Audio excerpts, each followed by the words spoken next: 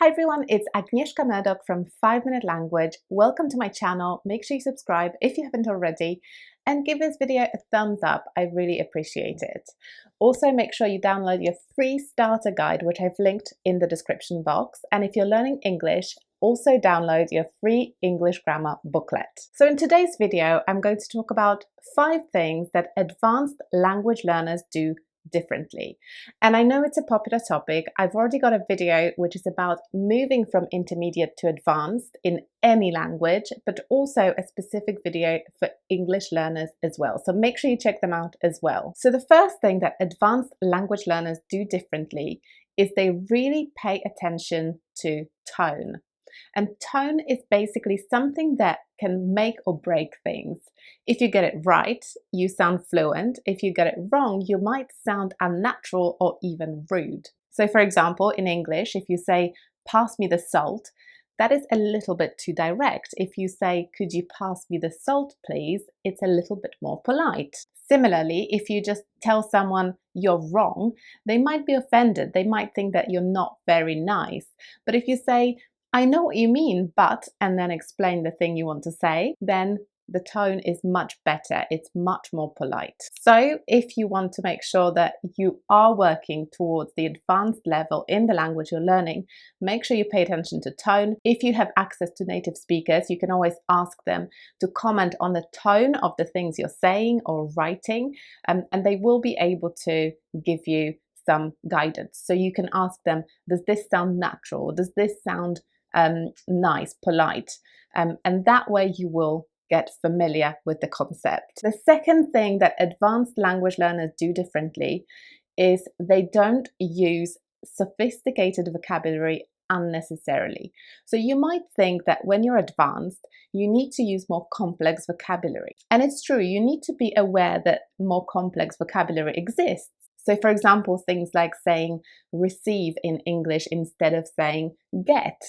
You need to be familiar with that vocabulary. But actually, when you use over-sophisticated vocabulary, sometimes it doesn't sound natural. It doesn't sound like native speaker-like, if you know what I mean. For example, if I said to somebody, "I received your email this morning," it sounds a little bit too formal, a little bit over the top. So if I say, "I got your email this morning," that actually sounds more natural and more fluent. So when you're working towards advanced, you have to make sure that you're watching lots of natural language. So make sure you watch Netflix shows, YouTube, interviews, vlogs, and so on, and you will be able to gauge what kind of vocabulary people use in different situations.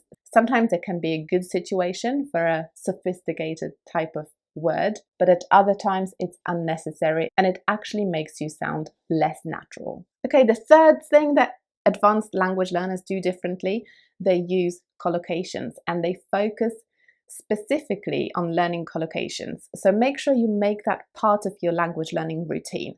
Collocations are basically combinations of words that always go together.